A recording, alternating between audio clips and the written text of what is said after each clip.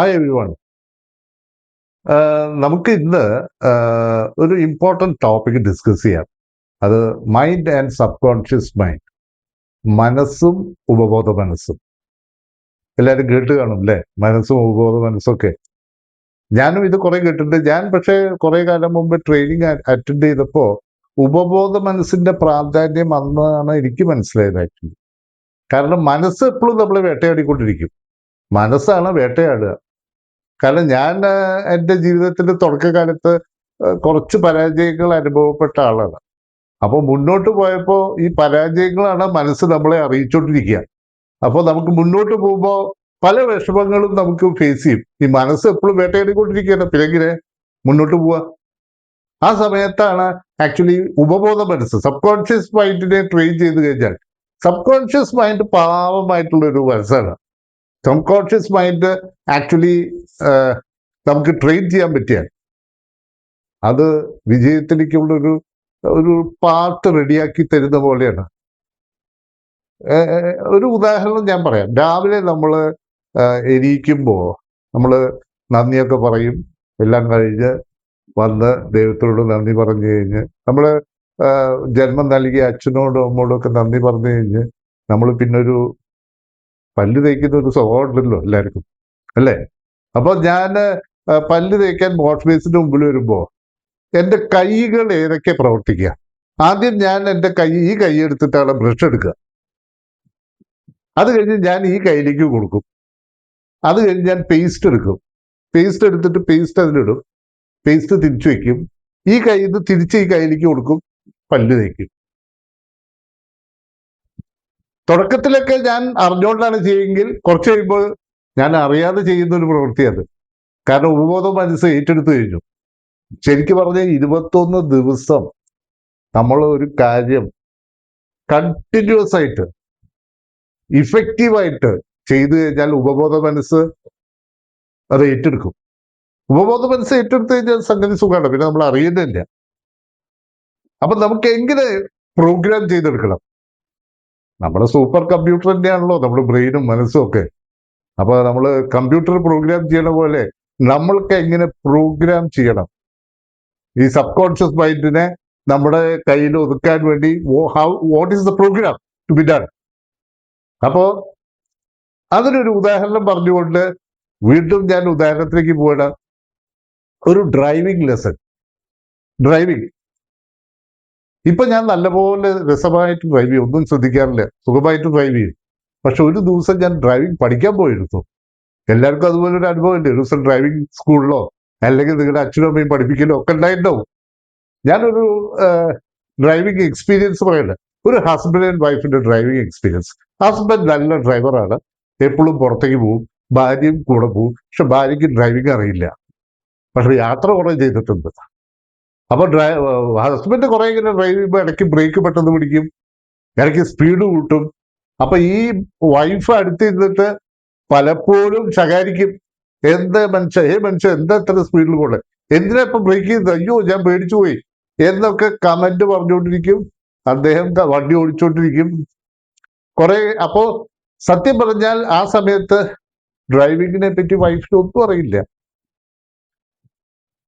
ആ സ്റ്റേജാണ് unconscious incompetence. എന്താണ് കോൺഷ്യസ് എന്ന് പറഞ്ഞാൽ ബോധം, എന്താണ് കോമ്പിറ്റൻസ് പറഞ്ഞാൽ കഴിവ്. അപ്പൊ അൺകോൺഷ്യസ് ഇൻകോമ്പിറ്റൻസ് പറഞ്ഞാൽ എന്താ?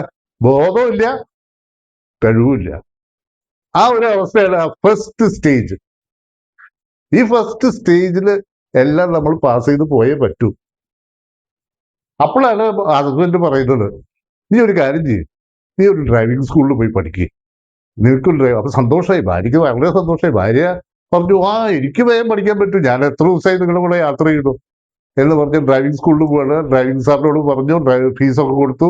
ഡ്രൈവിംഗ് സാറിനോട് പറഞ്ഞു, എനിക്ക് ഡ്രൈവിംഗ് പഠിക്കണം, എനിക്ക് പെട്ടെന്ന് പഠിക്കാൻ പറ്റും, കാരണം ഞാൻ കുറെ യാത്ര ചെയ്തിട്ടുണ്ട് എൻ്റെ ഭർത്താവിൻ്റെ കൂടെ. അപ്പോൾ അദ്ദേഹത്തിനും സന്തോഷമായി. എന്നാൽ ശരി, ഡ്രൈവിംഗ് സീറ്റിൽ കയറി ഇരുന്നോളൂ, സാറ് അപ്പുറത്ത് കയറിയിരുന്നു, തുടങ്ങിക്കോളൂ എന്ന് പറഞ്ഞു. വൈഫിന്റെ ചെറിയൊരു ഓർമ്മ, ആ കീ അതിലിട്ടിട്ട് സ്റ്റാർട്ട് ചെയ്യുന്നത്, അതിൽ വെച്ചിട്ട് സ്റ്റാർട്ട് ചെയ്തു. സ്റ്റാർട്ട് ചെയ്തു, എനിക്കൊരു ജർക്ക്. ആദ്യത്തെ അനുഭവം നിങ്ങൾക്ക് ഉണ്ടായിട്ടില്ലേ, ആ ജർക്ക്? അപ്പൊ പെട്ടെന്ന് വണ്ടി അങ്ങ് നിന്നു. ഡ്രൈവിംഗ് സാറ് പറഞ്ഞു, നോക്കിയിട്ട് സ്റ്റാർട്ട് ചെയ്യൂ, നിങ്ങൾ ഗിയർ നോർമലാക്കണം, അത് കഴിഞ്ഞിട്ട് വേണ്ടേ സ്റ്റാർട്ട് ചെയ്യാൻ, അതല്ലേ ആവശ്യം, അങ്ങനെയല്ലേ പറ്റുള്ളൂ എന്നൊക്കെ പറഞ്ഞു കൊടുത്ത് അവരെ കൊണ്ട് ചെയ്യിക്കുകയാണ്. ഓരോന്നോരോന്ന് ചെറുതായിട്ട്. അങ്ങനെ അവര് ആദ്യം തന്നെ അവര് താഴത്തേക്ക് നോക്കിയപ്പോ ബ്രേക്കും ആക്സിലറേറ്ററും ക്ലച്ചും 3 സാധനങ്ങൾ താഴെ, കാലാണെങ്കിൽ 2 ഉള്ളൂ. അല്ല, ഇപ്പൊ ഓട്ടോമാറ്റിക് ഗിയർ ഒക്കെ ഉണ്ട് കേട്ടോ. പക്ഷെ ഞാൻ ആ കാറിലേക്കല്ല പോണേ, ഞാൻ പഴയ കാറിലേക്ക് തന്നെ പോവാണ്.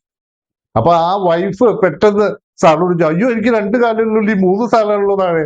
ആ 3 താഴെ ഉള്ളത് അപ്പുറത്ത് ഇരിക്കുമ്പോ ഭാര്യ നോക്കിയിരുന്നില്ല. അപ്പൊ ഇദ്ദേഹം വിവരിച്ചു കൊടുത്തു, എങ്ങനെയാണ് ഒരു കാലുകൊണ്ട് 2 മാനേജ് ചെയ്യേണ്ടത്, മറ്റേ കാലുകൊണ്ട് മറ്റേതെങ്ങനെ മാനേജ് ചെയ്യേണ്ടത്, എങ്ങനെയാണ് ഗിയർ നോർമലാക്കിയിട്ട് സ്റ്റാർട്ട് ചെയ്യേണ്ടത്, ക്ലച്ച് പിടിച്ചിട്ട് എങ്ങനെ ഗിയർ ഒന്നിലേക്ക് ആക്കണം, മെല്ലെ വിട്ടിട്ട് പതുക്കെ ആക്സിലേറ്റർ കൊടുക്കണം എന്നുള്ള ലെസൺസ് ഒക്കെ പറഞ്ഞു കൊടുത്തപ്പോ അവര് ഓക്കെ എന്നാൽ തുടങ്ങാമെന്ന് പറഞ്ഞിട്ട് അവര് വളരെ ശ്രദ്ധിച്ച് നോക്കി. അവർ അവിടെ ഇവിടെയൊക്കെ നോക്കിയിട്ട് ആ സമയത്ത് നോട്ടം ഭയങ്കരമാണ്. ആ സമയത്ത് ഷീസ് കോൺഷ്യസ് ഇൻകോമ്പിറ്റൻസ്. കോൺഷ്യസ് ആണ്. കാരണം ഞാൻ കാല് ഗിയറിലാണോ വയ്ക്കണത്, അതോ കൈ ഗിയറിലാണോ കാല് ക്ലച്ചിലാണോ, അതൊക്കെ ശ്രദ്ധിച്ച് ഓടിക്കണ സമയമാണ്. പക്ഷെ ഇൻകോമ്പിറ്റൻസ് ഒന്നും അറിയില്ല. അപ്പൊ അങ്ങനെ പോകുന്നൊരു സ്റ്റേജാണ് conscious incompetence. That is the second stage. What is the third stage? കുറച്ചൊക്കെ പഠിച്ചു ആള്, മുഴുവൻ പഠിച്ചിട്ടില്ല, എന്നാ പഠിച്ചു എന്ന് പറയുന്ന അവസ്ഥ. അപ്പൊ കോൺഷ്യസ് കോമ്പിറ്റൻസ് ആയി. അതായത് ഭയങ്കര കോൺഷ്യസ് ആണ്, വളരെ ബോധത്തോടു കൂടി, കുറച്ച് കഴിവുണ്ട്, അത് ശ്രദ്ധിച്ച് ഓടിക്കാൻ തുടങ്ങി. വളരെ ശ്രദ്ധയുടെ കാലും കൈയും കണ്ണും ഒക്കെ നോക്കിയിട്ടാണ് ഓടിക്കുന്നത്. അങ്ങനെ ഓടിച്ച് ഒരു ദിവസം അൺകോൺഷ്യസ് കോമ്പിറ്റൻസ് എന്ന സ്റ്റേജിലേക്ക് എത്തി. അതെങ്ങനെയാണ്? ഇപ്പൊ ഞാൻ ഡ്രൈവ് ചെയ്യുന്നു, എങ്ങനെയാണ്? ഞാൻ അറിയാറില്ല കാല് ഏതിനാ കൊടുക്കണേ, കൈ ഏതാ വെക്കണേ, എവിടെ വെക്കണേ, സ്റ്റിയറിംഗ് എങ്ങനെ തിരിക്കണേ, എങ്ങനെ വളയ്ക്കണേ, ഒന്നും എനിക്കറിയില്ല. ഞാൻ പാട്ടൊക്കെ കേട്ട് നല്ല രസമായിട്ട് കാർ ഓടിക്കും. നീ അപ്പുറത്തെ ആളുണ്ടെങ്കിൽ സംസാരിച്ചുകൊണ്ട് ഓടിക്കും. ശരിക്കും പറഞ്ഞാൽ അതാണ് അൺകോൺഷ്യസ് കോമ്പിറ്റൻസ് സ്റ്റേജ്. ഈ അൺകോൺഷ്യസ് കോമ്പിറ്റൻസ് സ്റ്റേജ് ആണ് സ്റ്റേജ് ഓഫ് മാസ്റ്ററി എന്ന് പറയാം. You have become A master in driving. അപ്പൊ അൺകോൺഷ്യസ് കോമ്പിറ്റൻസ് സ്റ്റേജിൽ എത്താനാണ് ഈ 4 വഴിയിലൂടെ പോയിട്ട് അതിലെത്തുള്ളൂ. നിങ്ങളൊരു പ്രസംഗ മത്സരം കണ്ടുകൊണ്ടിരിക്കുക. അപ്പൊ ഒരാൾ സ്റ്റേജിൽ നല്ല ഉഗ്രനായിട്ട് പ്രസംഗിക്കുന്നു. അപ്പൊ എന്തോ തെറ്റിച്ചപ്പോ നമ്മൾ ഇവിടെ ഇരുന്നിട്ട് അയാളെന്താ ഇങ്ങനെ പറയണേ, അതെന്താ ഇങ്ങനെ പറയണേ എന്നൊക്കെ പറയുന്ന ഒരു അവസ്ഥ. അപ്പോഴാണ് അപ്പുറത്തെ ആൾ പറയുന്നത്, നീ പോയി ഒന്ന് പ്രസംഗിച്ചു നോക്കുന്നില്ല, അവിടെ പോയി എല്ലാം കൂടി തെറ്റിക്കുമ്പോൾ 2ാമത്തെ അവസ്ഥ, പിന്നെ വളരെ ശ്രദ്ധിച്ചുകൊണ്ട് പറയുന്നത് 3ാമത്തെ അവസ്ഥ, പിന്നെ വെള്ളം പോലെ പറയുന്ന ഒരു അവസ്ഥ. ഒന്നും പ്രശ്നമല്ല.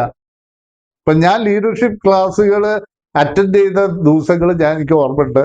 എന്റെ സ്റ്റേജിൽ കയറ്റിയപ്പോൾ എന്റെ കാല് വിറച്ചത് എനിക്ക് ഓർമ്മയുണ്ട്.